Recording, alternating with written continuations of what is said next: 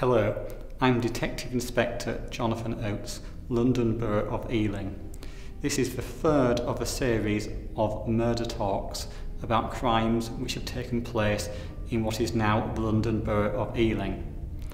In 1880, it was 17 years since there had been a murder in Acton, the last one being of course that of P.C. Davey. On the 22nd of October 1880, John Shepherd, who was a prosperous builder who lived in Herbert Villas, Cooper Road, which is just quite near to Acton Central Station.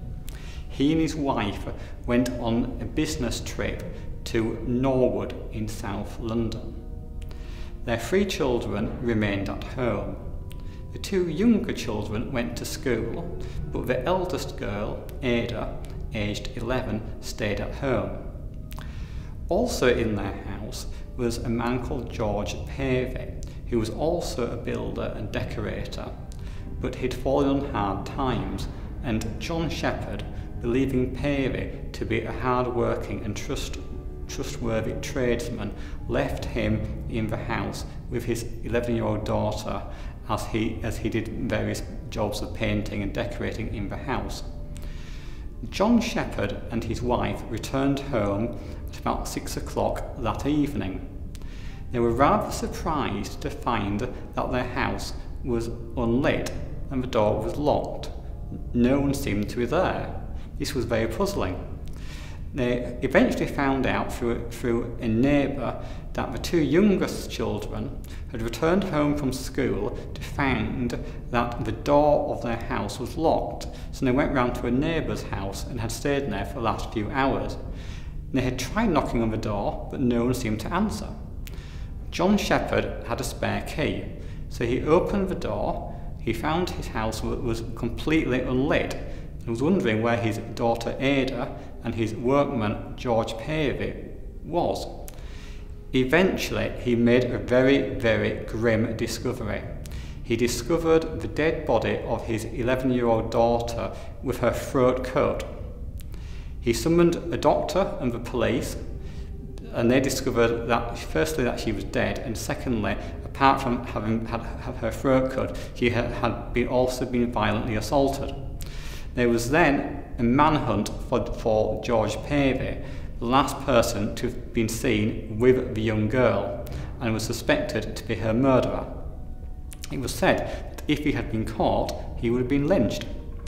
2 days later, George Pavey was eventually apprehended. He was charged with the murder, and he said in his defence that what had happened was this. He had been hard at work in the house, and a man knocked on the door.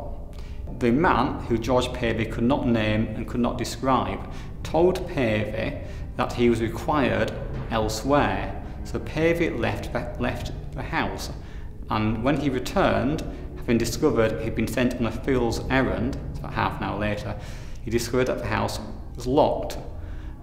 He did manage to get inside, and he discovered the dead body of a young girl. But because he had previous criminal offences to his name, he decided that he'd better not tell anybody because he would be suspected as being the murderer. So he fled. George Pavey was put on trial at the Old Bailey late that year. He urged his wife to sell all his clothing to Madame Tussauds. He told her that he was innocent, he would eventually let go, and he could perform on the music hall stage to tell his life story about how he'd been accused of a most heinous offence. Unfortunately for George Pavey, the court did not believe his story. They looked at his previous record, they knew he was the last man to have seen the victim, and he was sentenced to death. He was hanged in 1880, and the newspapers argued whether he was really mentally ill or whether he was evil.